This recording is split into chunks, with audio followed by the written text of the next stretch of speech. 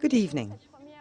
Welcome to this first session in a series of 4 sessions, and it will be dedicated to a synthesis, to the presentation of a synthesis of a certain number of results derived from our experiments in development economy in 4 areas: education today, health next year, access to saving and financial services, and then governance and corruption. So today and in the coming lectures, we'll focus on results and methodologies. So if you want to know more about methods and methodologies, please ask me questions, or alternatively, you can log on the Collège de France website, where you will find a series of references. The objectives of the millennium plan to ensure education for everybody before 2015 and to ensure equality between boys and girls at all levels. And the international community, along with the governments in developing countries, have carried out significant efforts to reach this objective. So today we are going to address the following questions. 1, have these efforts been successful? And has education been spread more widely? And what are the best means to use financial funds to make sure that children actually go to school and attend school on a regular basis?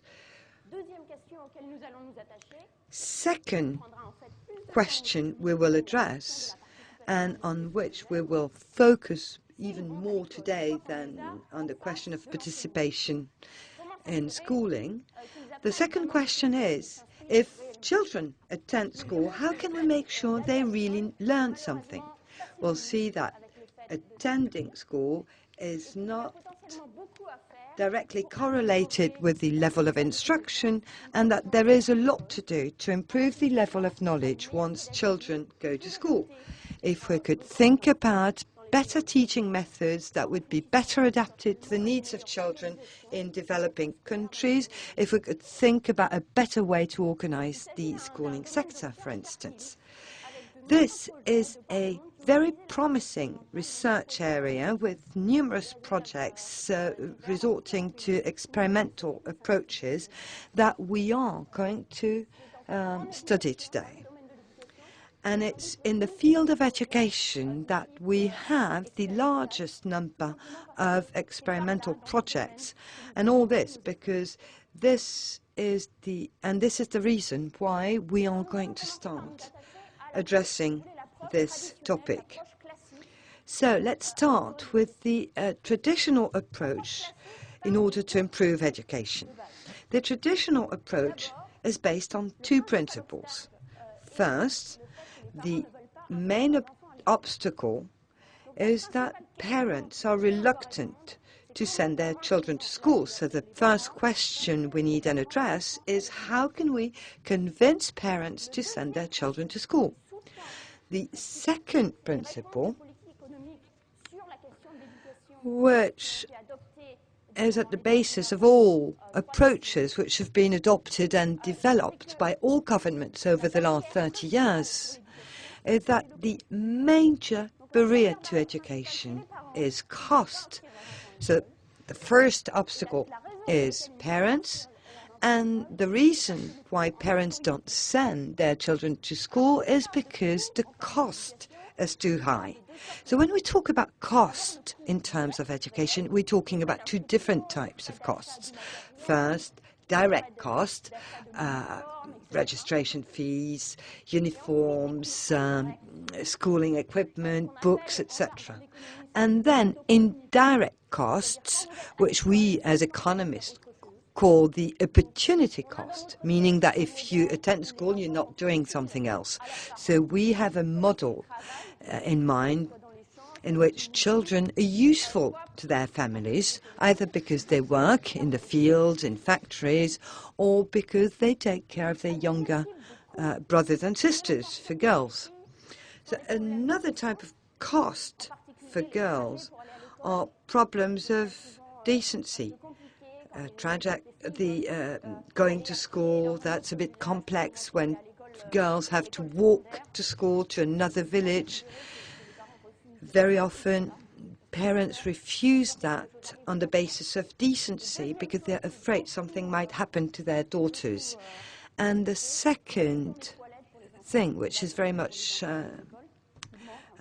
mentioned, is the problem of toilets and bathrooms, which is a problem for girls when they get a bit older. So the answers provided by politicians have tried to address these two issues, and the economic policies are characterized by two important things.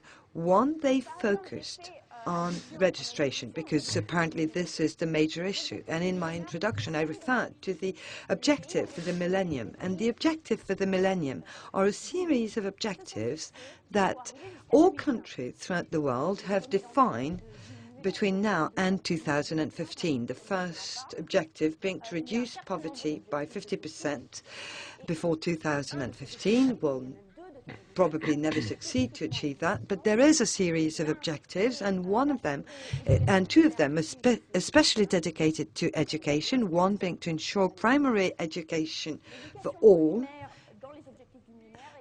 That means all children should register with a school. Primary schooling, meaning primary school like in France or in the UK, plus the 3 first years in high school. And the second objective related to education is equality between boys and girls, and this is still not explained in terms of knowledge. Even in objectives which are more specifically related to education, like the objectives of the Dakar conference, which was a large conference that was called in order to try and identify pathways to achieve the objectives of the millennium. Well, this Dakar conference came up with more specific objectives, and it's only in the 6th item that we start talking about instruction and knowledge, because the main obstacle to knowledge dissemination is to make sure children actually are sitting in a classroom. The objectives which have been adopted, these objectives have been adopted by developing and developed countries, and a special focus has been placed on costs. And since 2003, various countries have implemented free schooling, like in Kenya. And over the last 2 years, we are even seeing the introduction of free schooling for secondary education. So that's a way to reduce cost by providing free schooling. And not only is it free, so registration fees have been suppressed, but schools are not allowed to dismiss children because they're not wearing a uniform, although they still do it. But we'll come back on this issue later on. So that's a first type of cost, and that's the first way of fighting against direct costs. But we also saw that direct costs were not the only costs involved, and which created a hindrance for children to attend school, because there is a second category of costs that we call costs of opportunity. To reduce these costs of opportunity, there is a program which became very popular over the last few years, which is a program called Conditional Cash Transfer. And these conditional cash transfer programs replaced social benefit programs which existed in the past and turned them into cash transfers which are conditioned to a certain number of behaviors which are regarded as desirable. One being to register children with the school, and the second being to provide a certain number of preventive healthcare. The Progressa program in Mexico that spread in a certain number of countries is a very good example, and it's even implemented in New York at the moment. So other programs aim at reducing costs of opportunity, and these are programs for school meals in all schools in India. Hot meal is provided to children in school. That's a way to improve nutrition, but also a way to convince parents to send their children to school. And these programs have replaced previous programs because it was very difficult to make sure that, because in the past, instead of free meals, the parents were given a certain quantity of grains, and that was more difficult to make sure children would attend to school regularly with these programs. So what we are going to see now is the success of this traditional approach and also its limitations. So let's start with the success. To describe things in an aggregated manner, we saw a significant increase of the number of children attending school in all countries concerned. In India, it's almost 98% children attending primary school, and that's a recent phenomenon. In sub-Saharan Africa, the number of children attending school increased from 54% to 70% between 1999 and 2006, and that's a beautiful performance, which is even better in some countries, like in Benin, where the schooling rate increased from 50% to 80%. Likewise, in South and Western Asia, where these rates increased from 75% to 88%. So there is a significant increase in school participation, which can be related to the reduction of costs. In Kenya, it's almost occurred from one day to the next. I mean, when school became free of cost, children started to come to school immediately. But other things occurred, and in my opinion, it seems that parents also understood the interest of sending their children to school and might have done so even if the cost had not been a factor. Now we'll look at the impact of all these types of costs and of the reduction in these type of costs to school attendance, and this will help us say whether these approaches are efficient or not. So there was no experiment in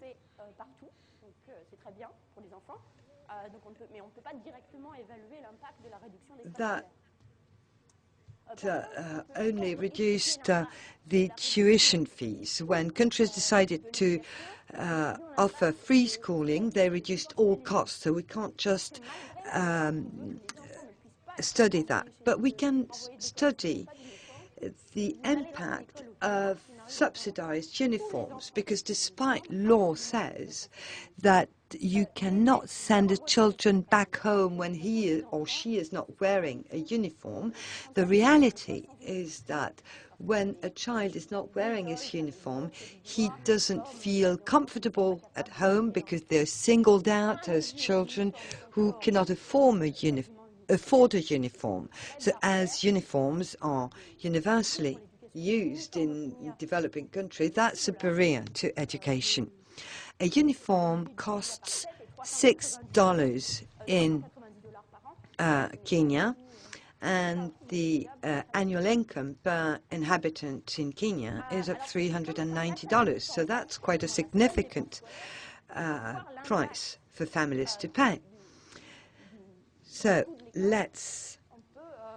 in order to see the impact of reducing the cost of schooling fees, we can study the impact of subsidizing the cost of uniforms. So we studied a certain number of schools. We selected 163 schools in a random way out of 327 schools in which we work. And if you attend this lecture next week, we'll talk about these schools again in the framework of AIDS prevention. But primary schools in Kenya go up to the third grade. So we offered uniforms to children in the first and in the second grade, i.e. children aged 11 to 13. And at the end of the third grade, we make a comparison in the number of children who dropped out in schools where we subsidize uniforms as opposed to schools where we did not subsidize uniforms. And you see that the results for girls, the rate moved from 18% in the control group to 12% in test schools. For boys, the dropout rate moved from 13 to 9%. So that's 1/3 improvement. So cost still has an impact, and cost it still is a barrier. Now, from an economic standpoint and with regards to economic policies, what does that mean? Well, that Kenya has two options, either to make uniform optional and make sure that schools do not make uniforms compulsory, and that would be a revolution because schools love uniforms and uniforms have another function in these societies. Or the alternative option would be to subsidize uniforms in the most poor areas or for the poorest in the population. Because what we can see here is that costs matter, and reducing costs was a good policy. So first type of cost, direct cost, and second type of cost, opportunity-related cost. So with regard to opportunity cost, we've got the experience delivered by the Progressa project. Interesting in terms of results, but also in terms of in the way that it occurred. These were delivered, i.e. So the basic idea was developed by the team working with President Zedillo in Mexico with the Institutional Revolution Party at the time. And Mexico at the time had developed and was developing a number of social-related programs and projects. But it was very complicated at the time. So basically they reshuffled the whole vision and wanted to make it a bit more institutional related for supporting families in relation to schooling. And what matters here is that, well, basically it was envisioned that the election was going to be, or were about to be lost. And thinking that, okay, the elections were about to be lost, thinking was that, okay, this program is going to be delivered for nothing because it's going to be dropped by the next party coming to power. So basically, the idea was that they decided to set up a program, an initial program during the pilot year. So basically, it's just a kind of warm-up exercise for launching any sort of program to start with. So basically, they initiated this program involving 487 villages, and in which this Progressa program was going to be rolled out. And then they basically they invited all kinds of prominent figures. I was not part of this, but people were invited to participate and engage in this program for developing schooling. And in primary school educations, there was a low impact on enrollments. But basically, when we talk about 99%, it's really difficult to actually move on, move upward up to 100. But when we talk about secondary school, we were far from this universal access to education. So we're talking about 67% for girls in the villages covered by the program. And for boys, we talk about 73 to 78% of increase. Now, not tremendous results as such, but interesting results nevertheless. A number of improvements were brought about. So quite a significant success. The PRI, the existing party, lost the elections. However, the program was not dropped by the party coming to power, by the elected party. And now Oportunidades is now the program as it's now been renamed. So that basically the program still exists. Thanks to its assessment, the program has been a tremendous success. It has been now adopted by a number of countries, notably in Latin America and more recently in Turkey, in Morocco, in New York, etc., etc. Therefore, the assessment was a desired assessment, desired by the government, and that went way beyond the initial scope of the program in terms of its success and reach.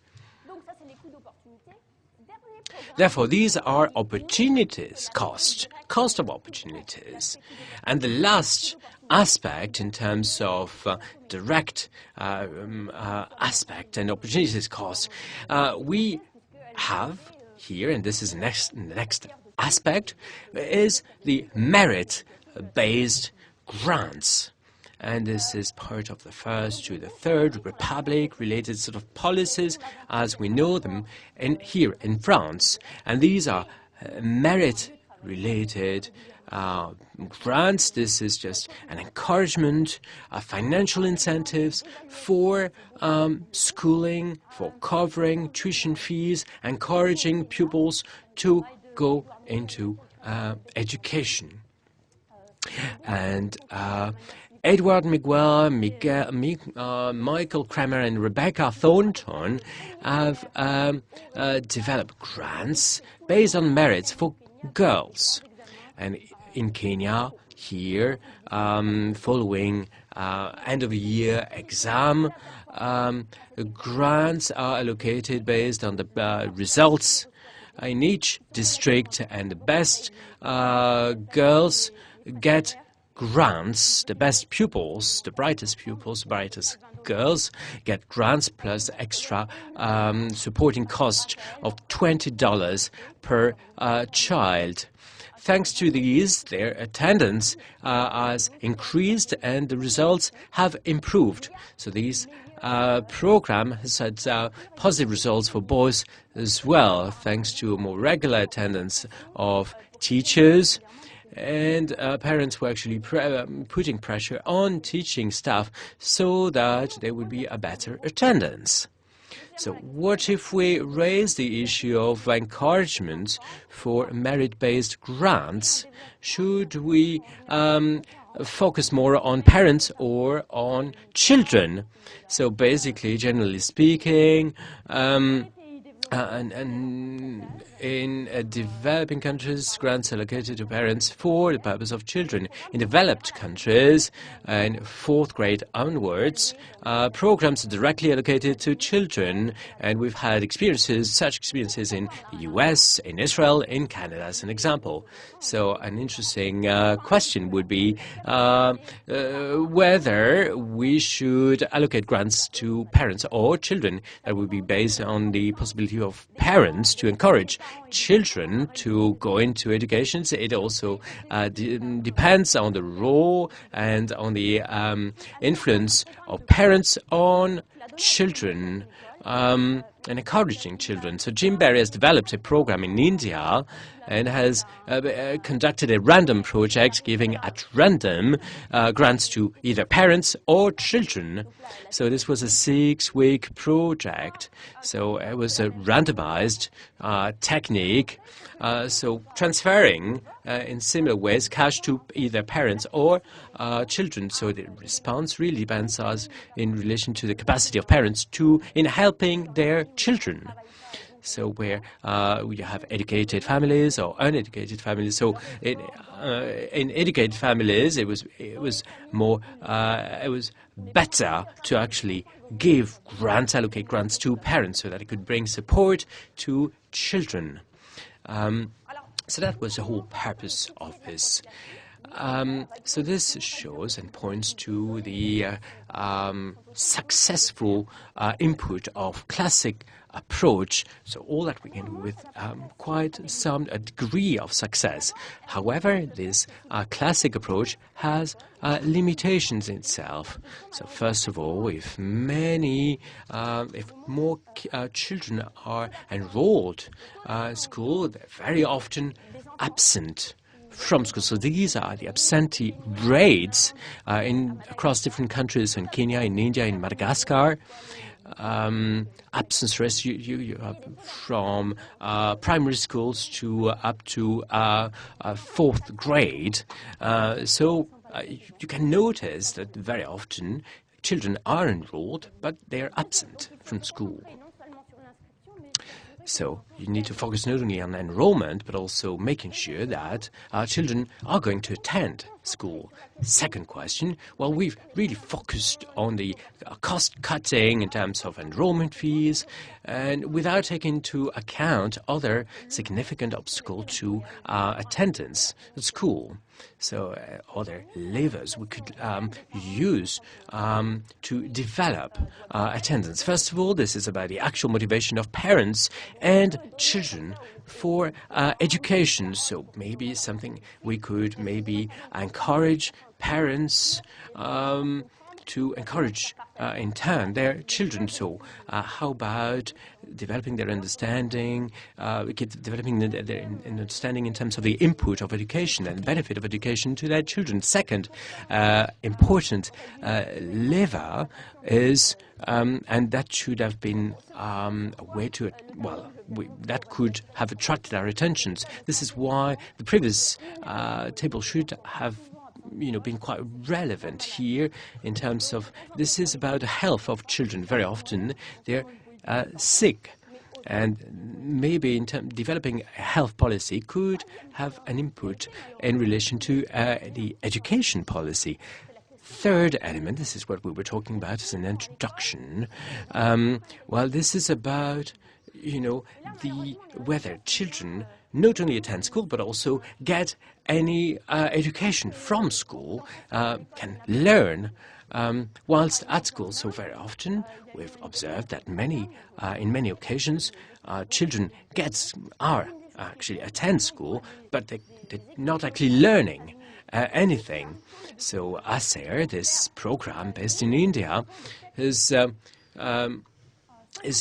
now been ruled out in order to make sure that children will be learning and will be developing their education at school. So 51%, for instance, of children enrolled at school are incapable of reading a text in a paragraph. So this project was about checking that literacy was there at school, and it turned out that it's not the case. So why do children attend school? So it can be, a way to consume.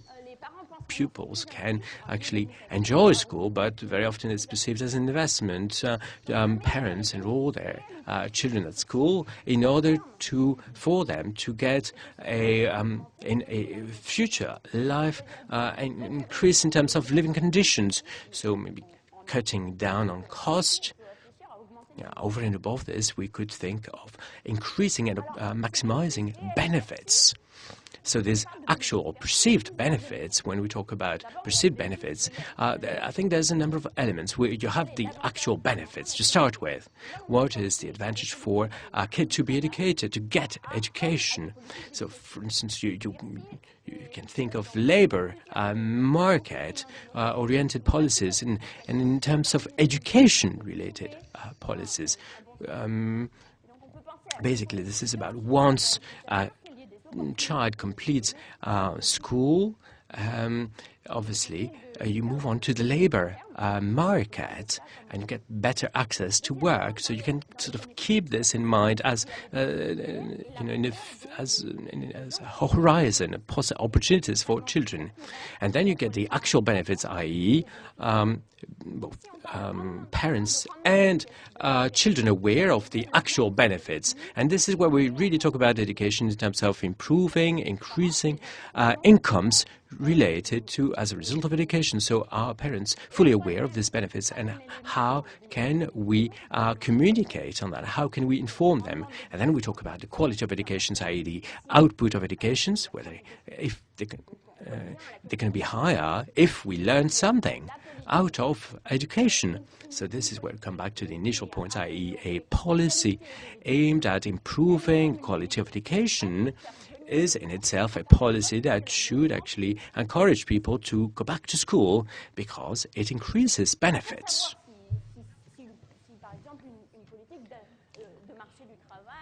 In order to know and assess whether Labour policy would really attract people to school, we can try and test a second lever, i.e. if we show to people what the benefits of education are, we need to see if this will lead an increased number of children to come to school.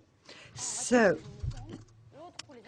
there are two experiments that were carried out, one in the Republic of Dominic and another in Madagascar. In the Dominican Republic, the dropout rate is quite high in high schools. About 45% of students drop out from one year to the other.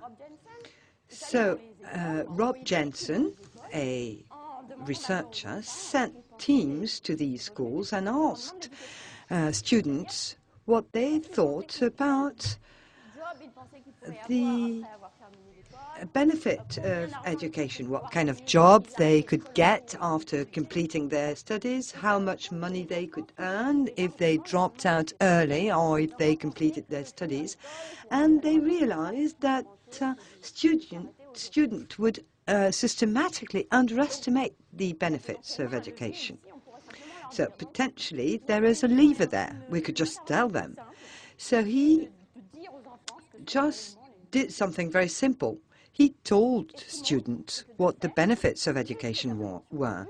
And what that shows is that by just telling students, by telling them, oh, you thought that staying in school for an additional year you would just make 2% more money, but studies show that your income would be 10% higher all along your life. Just providing students with this information make them more likely to come back, especially in the less poor family. So maybe the cost barrier is still very much present for children coming from the poorest families, but for those who could come to school, who could afford to come to school, if they don't, it's because they don't see the interest in coming to school. So that's one context. The second context in which a study was carried out is Madagascar with Tran Nguyen. She works directly with the Ministry of Education, and she asked the same question, but this time to parents. She was working with much younger children, and she asked the parents, what do you think if your child was to complete his primary education, what would his income be? And if he completed his secondary education, what would his income be, etc.? And what she shows is that parents do not underestimate the benefit of instruction and education, but there is a great discrepancy there. Some parents would overestimate greatly the benefit of education, and others would underestimate greatly the benefits of education. So what she did is that she worked with the teachers, and they asked the parents to attend various meetings in the school, and they showed them a graph like this one. And this graph shows the income that a child will get if he gets no degree at all. That's the first column. If he has a primary education degree, a secondary education degree, a higher education degree, and a university education degree. So you have the true figures, and then you have bags of rice to give a graphic illustration. So that was shown to parents. In some schools, well, all schools organize such meetings, and in some schools they just did what they usually do, i.e. talk about school problems, school issues, etc. And in other schools, they also presented this graph.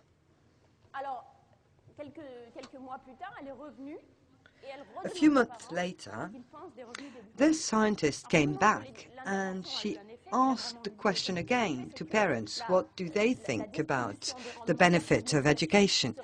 So the discrepancy is, or the distribution is more narrow. There is no longer a great discrepancy between overestimation and underestimation of the benefit of school and education. And then she realized that those children whose parents would overestimate the role of education were attending less. Those whose parents were underestimating the role of education were attending a bit more, but by and large, on average, there is an increase in attendance. So that's a very simple thing, to provide people with an information they don't have with regards to the benefit of education. We could also imagine an experiment in which we would show people the other benefits of education on the health of children, etc. But this was just done on income, and it changed parents' perception. The second limitation I mentioned, and I'm coming back on this now, that's the aspect of health. Very often children are not in school because they're sick. And one thing that makes them sick in African countries is intestinal worms, and you can think about diseases like bilharziosis, for instance. And parasites make people sick but don't kill. This is not a major economic concern. They never kill anyone, but they're very damageable, and infected children are very tired. And they have pain, and they don't come to school.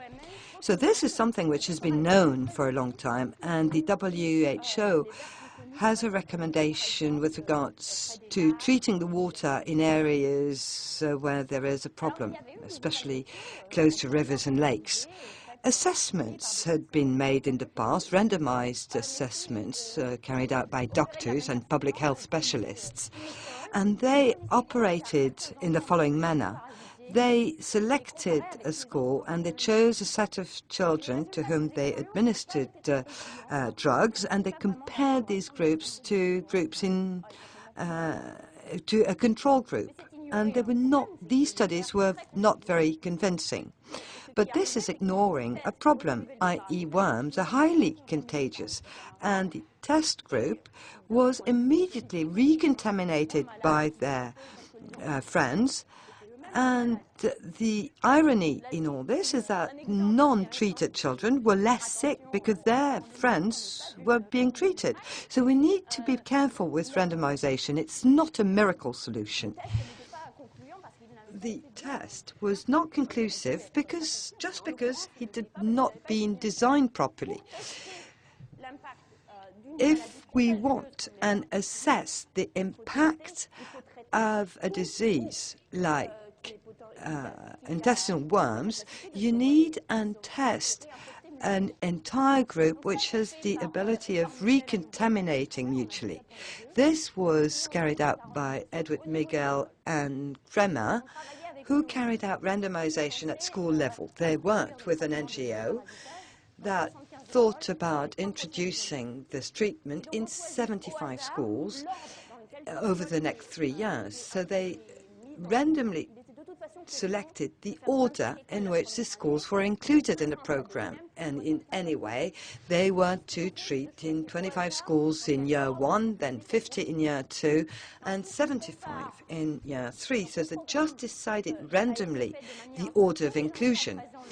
And the program was designed in such a way that all children and children need to receive this treatment twice a year.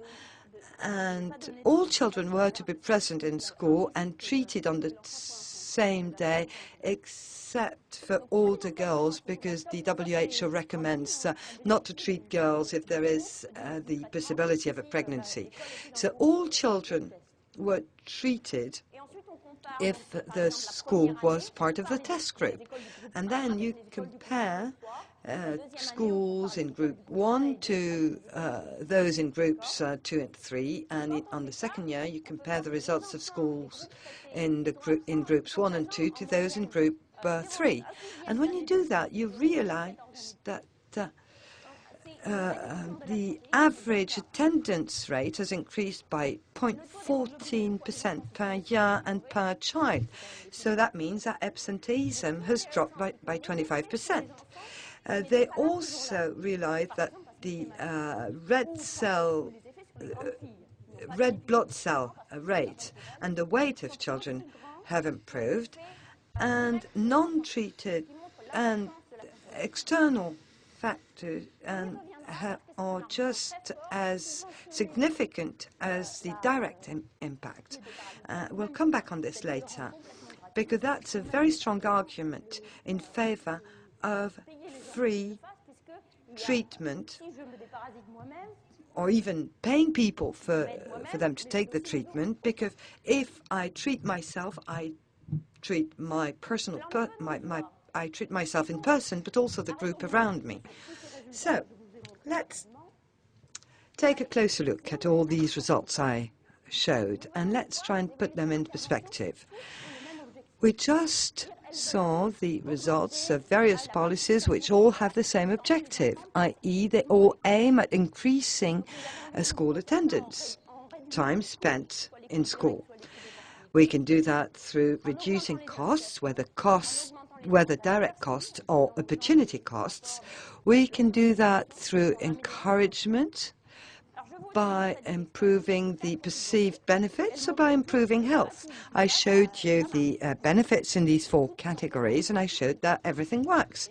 And these are potentially efficient policies. But now we want to be able and choose within these policies. We could carry them all, but if the budget is limited, which is usually the case in poor countries, we want to know not just if these policies work, but what's the efficacy of these policies in terms of cost. So we need to compare the cost efficacy of these policies. What's the impact of $1 additional spent in a program on the level of attendance of children? When we carry out this exercise, we need to be careful and not create a confusion with the cost of the program. So we need and divide the cost of the program for a given number of children, i.e. how much would it cost me to deworm 10,000 children, and divide it by the number of additional schooling years per child, which is computed based on the assessment. So we can compare the different programs in terms of cost per additional year. And this provides very surprising results. Here is the cost of 1 additional year of education for the various programs. That's the progressor program, which is probably the most popular throughout the world. That's $1,000 additional per additional year. Why? Because the education rate is already quite good, and the grants had to be quite significant. Subsidizing uniforms is less costly, $61 for girls and $121 for boys. Merit scholarship, $210 per additional year of education. And these are the most popular programs today because these are what I call the traditional approaches. And these small programs are ever so small that you can hardly see them. $3.50 for deworming and $2.50 for information. So we see how important it is to make an assessment, not just to have an intuitive idea of what should be done, because all intuitions are worthwhile here. We can provide free uniforms, provide merit scholarships, etc. But these intuitions are not sufficient because they provide us with orders of magnitude which are totally wrong. So just to show you the importance of this type of approach.